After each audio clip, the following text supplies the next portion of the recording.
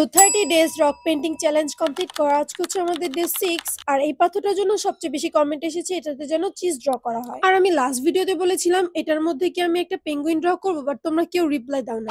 আর আমি watermelon draw করার পরেও তোমরা বারবার ওয়াটারমেলন করতেছো। তো ভিডিও ফুল পার্ট দেখো এবং সাবস্ক্রাইব করো এন্ড কমেন্টে জানাও নেক্সট ডে আমি কি ড্র করব।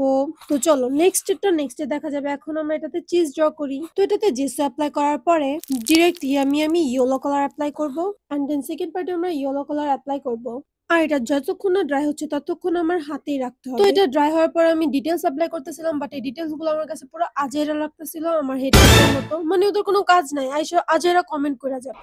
ওকে, তো ওদের আমি যেভাবে ইগনোর করি সেভাবে আমি এগুলোরেও ক্লিন করে নিলাম এন্ড দেন আবার আমার কিউট কিউট সাবস্ক্রাইবার্স এবং ফলোয়ার্সদের মতো এখানে কিউট কিউট ডিটেলস অ্যাপ্লাই করতেছি। তো চিজের কিউট একটা ফেস ড্র করতে গিয়ে আমি আমার হেটার্সদের ফেস ড্র করে ফেলেছি। আচ্ছা, ওর আগে ক্লিন করি এন্ড সি ওরা কতটা কিউট লাগতেছে, তাই না? তো শেষে একটু ব্লাশ অ্যাপ্লাই করব আর একটু কিউট দেখার জন্য and my most favourite part varnish apply করা। আর এমন কিউট এন্ড আজেরা ভিডিও দেখার জন্য আমাকে ফলো এন্ড সাবস্ক্রাইব করতে ভুলবে না। আর আমি ওর নাম রেখেছি চিজু। ওকে, তো চিজু তুমি এখন ঘুমাও। আর তোমরা আমাকে ভালো আইডিয়া দাও যে আমি এটাতে কি ড্র করব, কারণ এটা দেখে আমার মাথায় তেমন কিছু আসতেছে না। তোমরা একটু আমাকে ভালো আইডিয়া দাও।